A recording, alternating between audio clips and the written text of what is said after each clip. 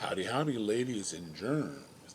It's time for another review of The Real Housewives of Salt Lake City, Season 2, Episode 7, Slippery Slope. The episode begins, for me, with Dewey and Jenny in an oyster restaurant. And once again, they're talking about having kids, or Dewey's talking about having kids. And as you remember last week, Jenny just walked out when he started talking about sister wives having kids. Since you can't have kids for me unless sister wives.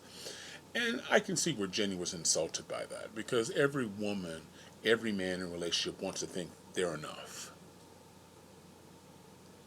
But Dewey is thick-headed. He wants a kid.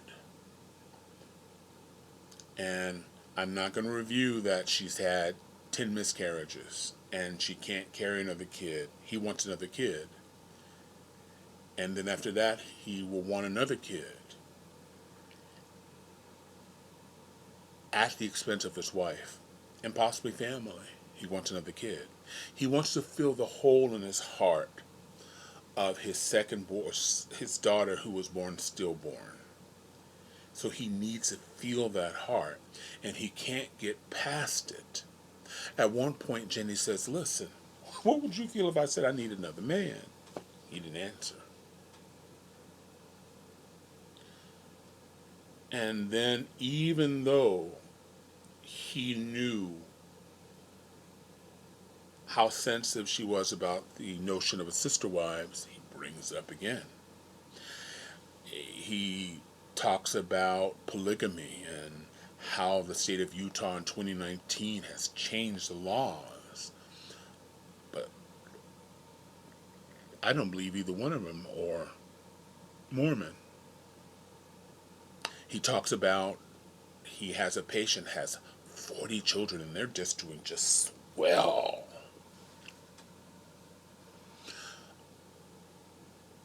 And his wife is crying. Jenny's crying. She's very upset. This is ongoing.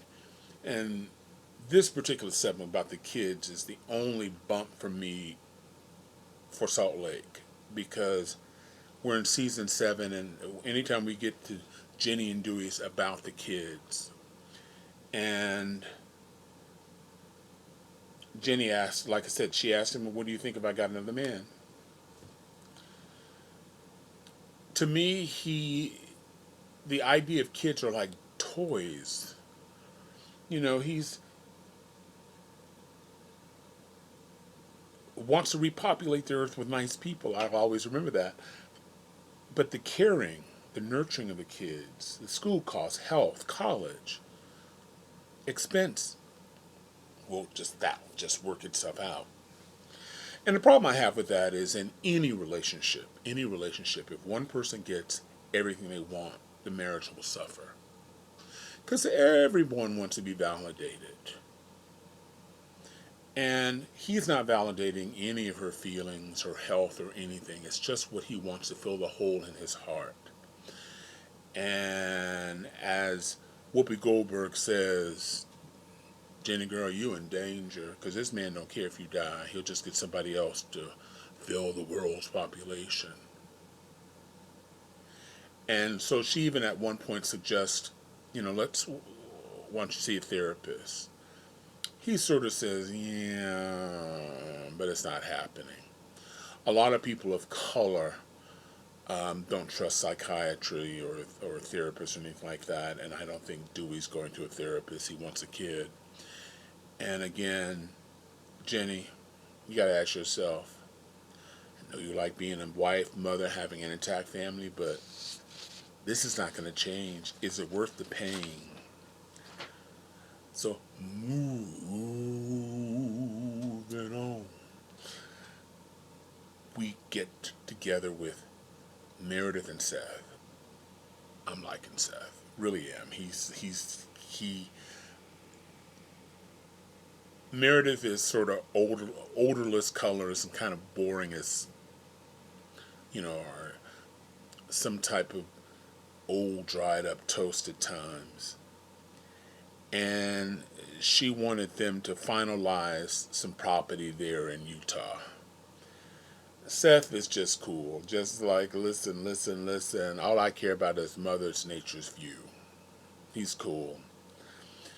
And, Meredith went on to say, well, while the counseling, and they've had extensive counseling, has helped the marriage, there's still some issues of communication that they need to work on, particularly when it comes relating to the kids. Um, and again, Seth is cool. My boy Seth is cool. I'm calling my boy Dell. He says, you know what? It would be a pleasure to manage and mitigate and extinguish the stress from her life. I'm liking him. Meanwhile, over at Heather's, we're at her beauty bar that's been open a year. They've expanded. Kind of worried if she was going to make it, but they're doing better than ever. They have their business up 50%. So she has a party for her employees and their babies because apparently a lot of the employees had babies last year. And most of them are just turning one, so she's got it all spread out. She's got cakes for all the kids, and and stuff for the families, and she invites Whitney and Jen and Angie. And of course, because it's a housewife, Whitney's got to tell the story what happened at the restaurant. you know, and Whitney's still not buying it. Whitney's like, the first thing out of his mouth about the catering event, the one that they couldn't go to on Friday. Jen, who's Lisa's girl, that's my girl. I just love Lisa to death. Is not buying it, but she's staying quiet. Jen is not trying to get in any kind of controversy so far this season. But, she's not buying that. But what I find interesting is that Lisa is willing to forgive Whitney, but not Angie, a woman that she's known for more than 20 years. I find that really, really interesting. My favorite segment, Whitney. She invited all the ladies to go inner tubing, including Mary. And she also invites a couple of her friends, Connie and Angie. Angie, baby. And they get into the limousine. Everybody's there. Lisa's ignoring Angie. So in the limousine, and immediately there's a fight. Lisa tells Mary, I'm going to have to Google what you say. Mary, Google? Google what? What do you need to Google? She's not happy. She's not happy. And she goes on to say, listen, I don't deal with little girls like you. Why you need to Google me? I don't tolerate this nobody. And Lisa's like, what happened?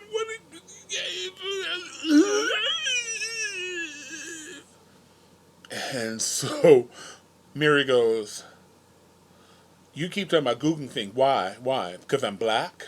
And you know what happens to white people when you say they suggest they're racist. So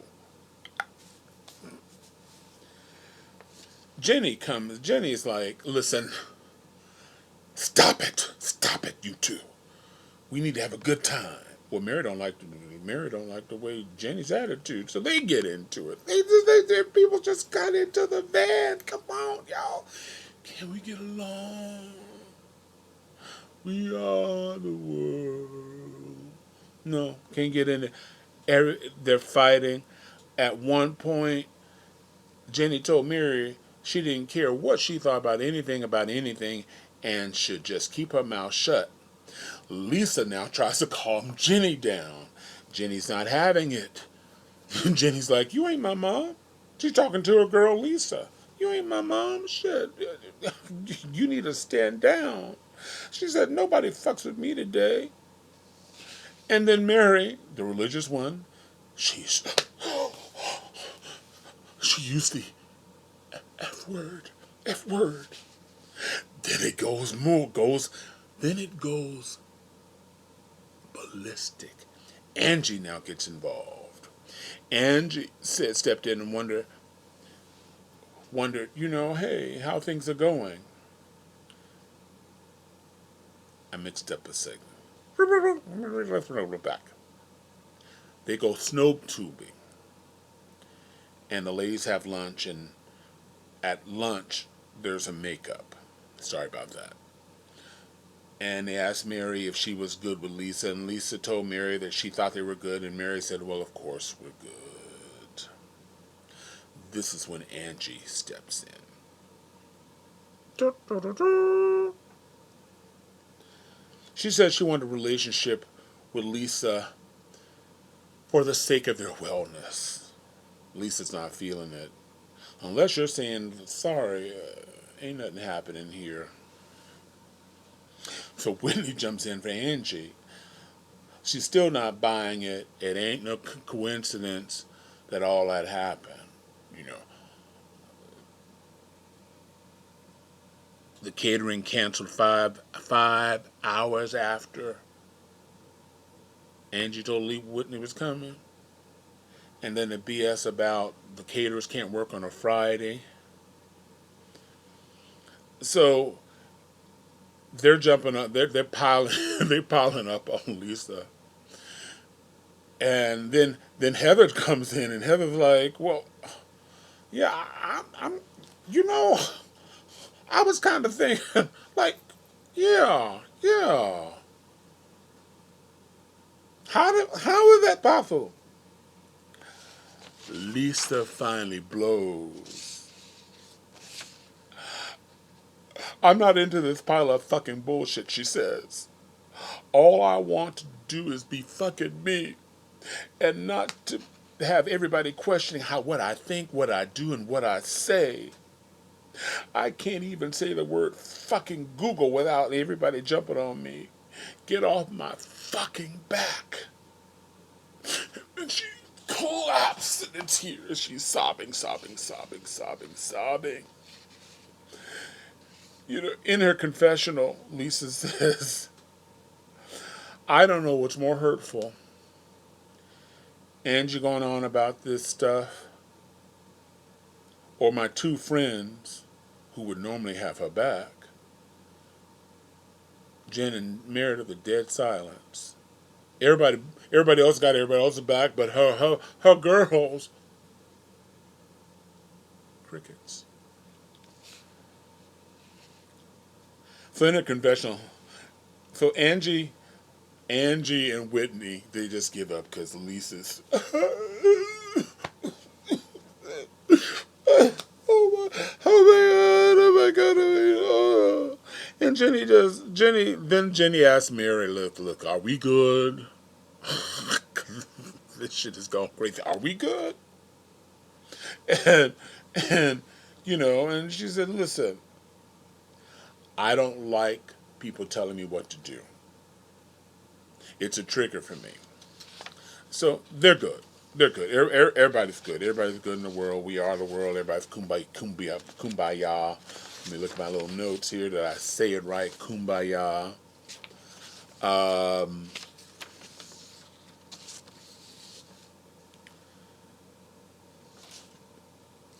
But it's not kumbaya. We learned that Jenny, this is the anniversary of her child that was stillborn. This is the anniversary of her death. And so she's overreacting. And the women come from her. Even Jen at one point said she could relate to that because, like Jenny, she and Sharif wanted to have a large family but wasn't able to.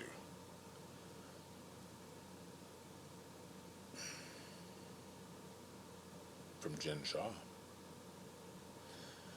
But Lisa is still hot. Lisa's like, I'm okay with this, but it's some bullshit.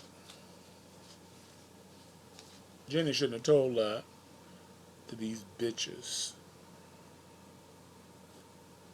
That's the Real Housewives of Salt Lake City. If you haven't so far, subscribe. This is a filler episode. Like I said, I'm having issues with the babies and stuff. We need to move on. I didn't, this is the other Housewives. Salt Lake has been good, but I'm getting tired of the babies. But if you like what you hear, and it seems like we're growing a little bit, and I appreciate it, hit that subscribe button wherever you are. Share it with a friend. Um, Salt Lake is doing well this season. Again, more people are taping it than watching it, but the ratings are up from what I understand. And in the meanwhile, please, please, please, winter's coming. I'm in Sacramento where I thought I saw Moses building the ark because it rained all day and all night, and it wasn't light rain, and we need the water, so I'm not complaining. But I wish everybody take care. The winter's here. COVID is, people in other countries, COVID is rearing its ugly head, and there are things we can do about it, and you know what they are. You don't need to hear that from me. So in the meanwhile, in between while, this is Rod Father wishing you love, joy, and happiness. And thank you very much for watching. If you haven't seen the Housewives, the Salt Lake City Housewives, they're on Sunday on Bravo. Or tape them like most Americans are doing. All right. Holla at you later. Holla.